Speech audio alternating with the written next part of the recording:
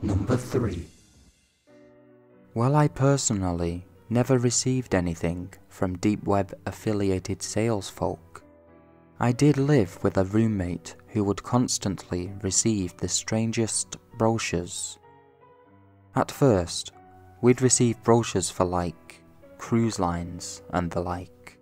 I wrote it off as junk mail, but they came so frequently, and then they started getting stranger. Christian mingle brochures, petting zoo brochures, brochures for any and all services one can think of. I kind of felt like someone was gaslighting me, but I never said anything, and the brochures would disappear as quickly as they came, so I didn't have time to stress it, until one day I walked in and my roommate was delicately cutting into a brochure and pulling out a small baggie of powder. Motherfucker had hooked up with the most low-key dealer I'd ever seen. Number 2. This was back before Google. Web pages were, for the most part, still very basic HTML with JavaScript. Hardly anyone used CSS. Only discussion boards and some banking sites had anything approaching mature front-end, back-end combinations. Early net, real, deep web story, not just one about illicit activities online. I was browsing random blogs, geosites and the like, just going from link to link. Eventually, I came upon an old page. It appeared to be random thoughts from different people, but for the time, it was very well designed. The messages seemed to be cryptic in nature, like several people trying to pass secret notes. I started through the source, and hidden in the comments of a JavaScript were various IP addresses. I gathered all of the IP addresses in a text file and began enumerating. Some were routers with banner messages I could telnet to. Almost all at universities. Warning. This is a secure system at University of blah blah. The default Cisco credentials from back in the day worked on most of them, but I didn't poke around. A few of the IPs were web servers with little to nothing on them, mostly Apache on Linux, or some BSD, at least one IIS server I can recall. I finally came upon a web server with a huge directory of HTML files and TIFF images, with a few smaller sub-directories containing the same. NSLOOKUP returned no reverse records for the IP. A visual route traced it as far as Colorado.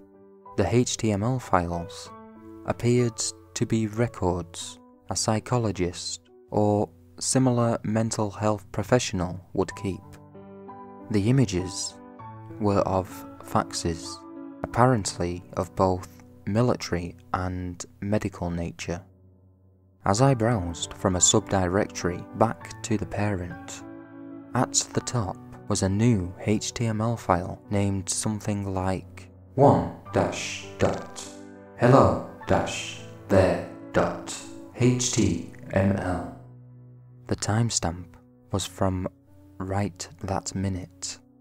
I opened it, and in plain text was the message, "We see you." No quotes, all lowercase.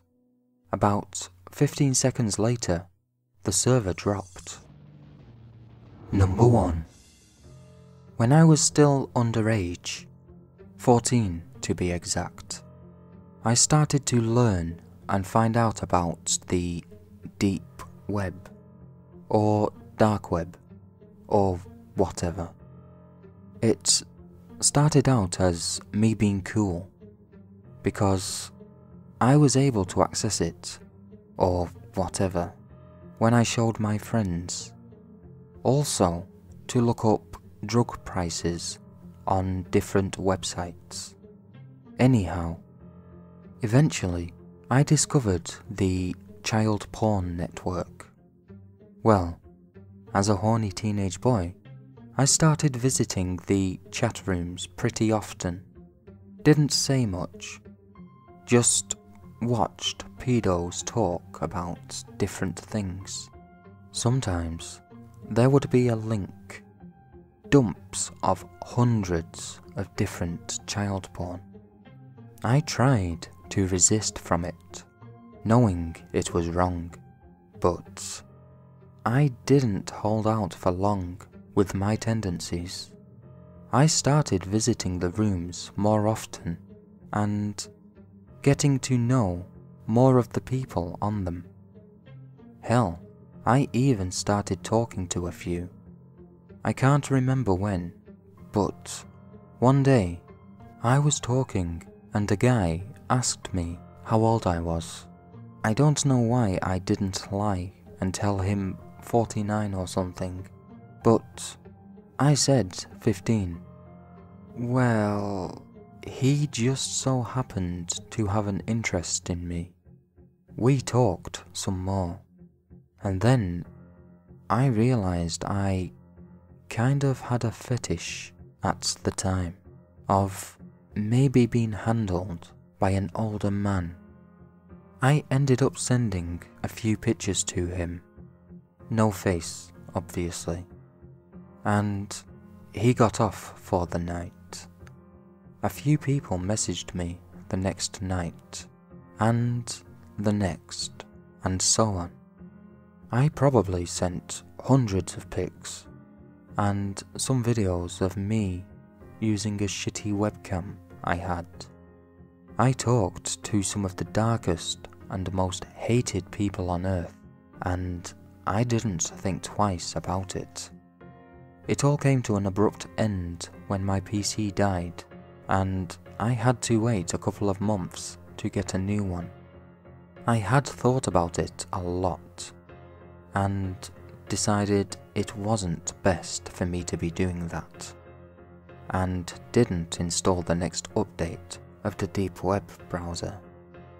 I have never been able to tell anyone this due to its nature, but it feels good to get it off my chest. This will probably be buried, but I just thought I'd put it out there.